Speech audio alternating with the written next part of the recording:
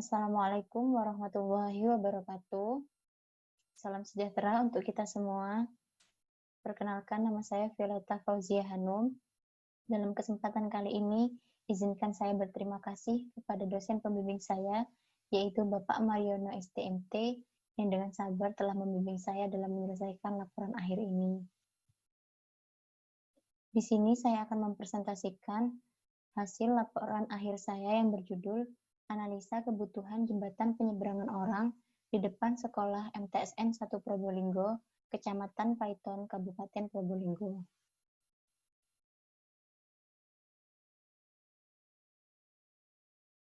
Dalam presentasi ini, ada 5 poin utama yang akan saya sampaikan. Yang pertama, pendahuluan. Yang kedua, tinjauan pustaka. Yang ketiga, metodologi. Yang keempat, hasil penelitian. Yang kelima, simpulan dan saran. Baik, saya akan memulai presentasi ini dengan memaparkan masalah yang menjadi alasan kenapa saya tertarik melakukan penelitian ini. Jadi, beberapa hari sebelum saya mengajukan judul laporan akhir, terlebih dahulu saya melakukan survei pendahuluan pada tanggal 27 Januari 2020 ke MTSN 1 Probolinggo. Dari hasil pengamatan saya, bertambahnya volume kendaraan menyebabkan kepadatan di jalan, sehingga jalan kaki kesulitan untuk menyeberang jalan, terutama pada jam-jam sibuk.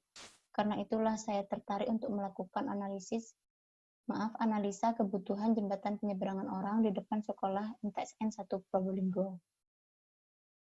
Untuk rumusan masalah, ada 3, yaitu yang pertama, berapa jumlah volume lalu lintas dan jumlah pejalan kaki pada jam puncak di ruas Jalan Raya Panglima Sudirman. Yang kedua, bagaimana kinerja ruas Jalan Raya Panglima Sudirman sebelum disediakan JPO. Yang ketiga, bagaimana kinerja ruas Jalan Raya Panglima Sudirman setelah disediakannya JPO. Untuk tujuan penelitian, yang pertama, mengetahui jumlah volume lalu lintas dan jumlah pejalan kaki pada jam puncak di ruas Jalan Raya Panglima Sudirman. Yang kedua, mengetahui kinerja ruas Jalan Raya Panglima Sudirman sebelum disediakan JPO. Yang ketiga, mengetahui kinerja ruas Jalan Raya Panglima Sudirman setelah disediakan JPO. Untuk batasan masalah, yang pertama, wilayah penelitian yang diangkat sepanjang 100 meter di depan sekolah MTSN Negeri 1 Probolinggo. Yang kedua, perhitungan kinerja ruas jalan dihitung berdasarkan Manual Kapasitas Jalan Indonesia tahun 1997. Yang ketiga, desain jembatan penyeberangan orang berdasarkan Pedoman Teknis Fasilitas Pejalan Kaki tahun 2017. Yang keempat, perhitungan struktur jembatan penyeberangan orang tidak dibahas. Yang kelima, tidak mendesain fondasi jembatan penyeberangan orang. Untuk kecepatan arus bebas, yaitu kecepatan arus bebas kendaraan ringan sama dengan kecepatan arus bebas dasar kendaraan dikali penyesuaian lebar jalur lalu lintas dikali faktor penyesuaian kondisi hambatan samping dikali faktor penyesuaian ukuran kota. Untuk kapasitas jalan, kapasitas sesungguhnya sama dengan kapasitas dasar dikali penyesuaian lebar jalan dikali faktor penyesuaian pemisahan arah dikali faktor penyesuaian hambatan samping dikali faktor penyesuaian ukuran kota. Untuk derajat kejenuhan sama dengan nilai arus lalu lintas dibagi kapasitas. Untuk lokasi penelitian terletak di Dusun Kerajaan, Karanganyar, Kecamatan Paiton, Kabupaten Probolinggo, Jawa Timur. Untuk bagan alur, yang pertama mulai, kemudian melakukan survei pendahuluan, kemudian melakukan pengumpulan data, di mana pengumpulan data di sini dibagi menjadi 2, yaitu data primer dan data sekunder. Data primer melingkupi data existing jalan dan volume lalu lintas.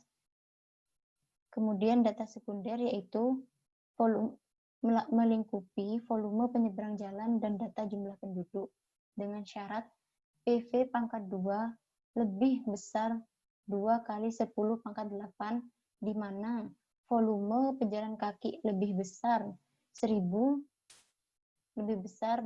dari 1.100 orang per jam dan volume kendaraan lebih besar dari 750 SMP per jam. Jika iya, maka melakukan analisis data setelah adanya JPO. Jika tidak, memperkirakan kebutuhan JPO di masa mendatang. Kesimpulan, selesai.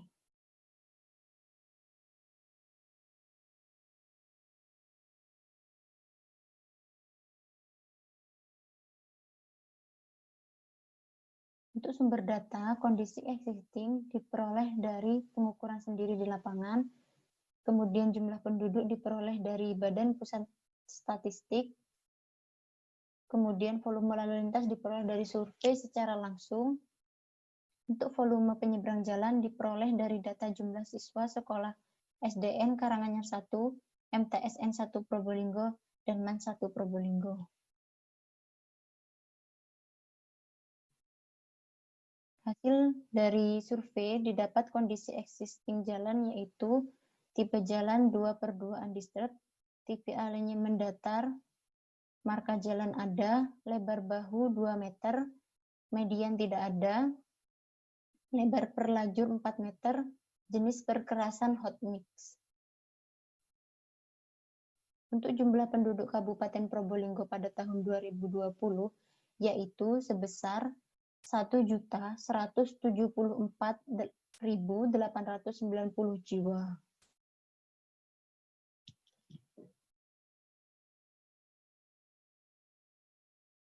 Untuk hambatan samping pejalan kaki seharusnya didapat dari survei langsung.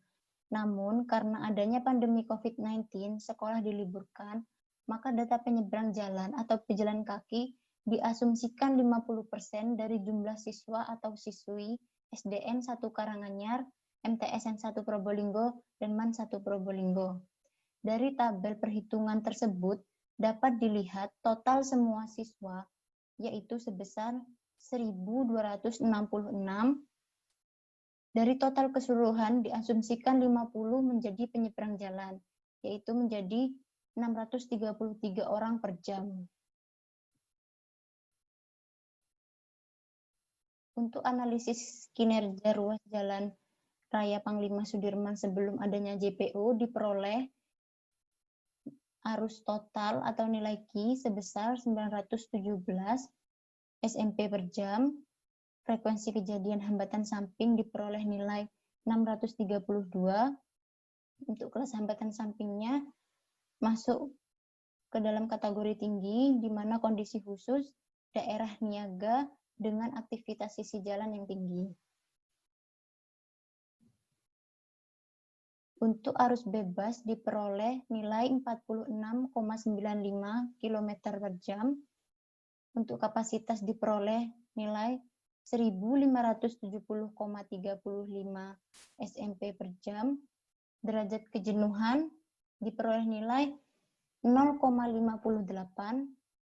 Kecepatan rata-rata diperoleh dari survei didapat nilai 32,95, di mana nilai tingkat pelayanan atau level of service yaitu E dengan karakteristik arus mendekati tidak stabil, volume lalu lintas mendekati kapasitas jalan, kepadatan lalu lintas tinggi, pengemudi mengalami kemacetan durasi pendek.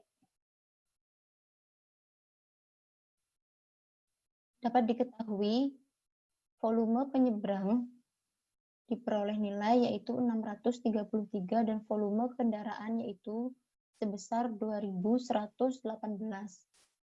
Dari hasil perhitungan diperoleh 2,84 dikali 10 pangkat 9 lebih besar dari 2 kali 10 pangkat 8, di mana kondisi ini memenuhi syarat untuk diadakannya untuk perencanaan adanya jembatan penyeberangan orang. Untuk desain JPO sendiri, dengan lebar total yaitu 12 meter, tinggi jembatan 5,1 meter, tinggi tiang sandaran 1,35 meter dengan total lebar tangga 2 meter dan kelandaian tangga 20 derajat.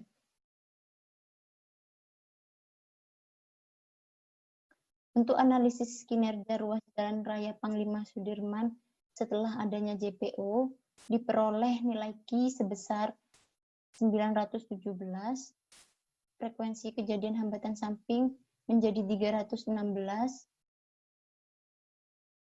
untuk kelas hambatan samping meningkat menjadi sedang, di mana kondisi khusus daerah industri dengan toko-toko di sisi jalan. Arus bebas meningkat menjadi 46,99 km per jam dan kapasitas jalan meningkat menjadi 1.636,47 SMP per jam dan nilai derajat kejenuhan sebesar 0,56. Kesimpulan, volume lalu lintas sebesar 2.118 kendaraan per jam dan volume pejalan kaki atau penyeberang jalan sebesar 633 orang per jam. Yang kedua, dari volume lalu lintas dan volume pejalan kaki diperoleh nilai PV kuadrat sebesar 2,84 dikali 10 pangkat 9 dan fasilitas yang sesuai yaitu jembatan penyeberangan orang atau JPO. Yang ketiga, nilai kecepatan arus bebas meningkat dari 46,95 km per jam menjadi 46,99 km per jam. Nilai kapasitas meningkat dari 1.570,35 SMP per jam menjadi 1.636,47 SMP per jam dan derajat kejenuhan menurun dari 0,58 menjadi 0,56 karena adanya jembatan penyeberangan orang. Saran yang pertama, untuk penelitian selanjutnya, agar dapat mendesain bentuk fasilitas jembatan penyeberangan orang yang lebih detail. Yang kedua, membangun fasilitas berjalan kaki hendaknya memperhitungkan keamanan dan kenyamanan pejalan kaki. Sekian dan terima kasih. Assalamualaikum warahmatullahi wabarakatuh.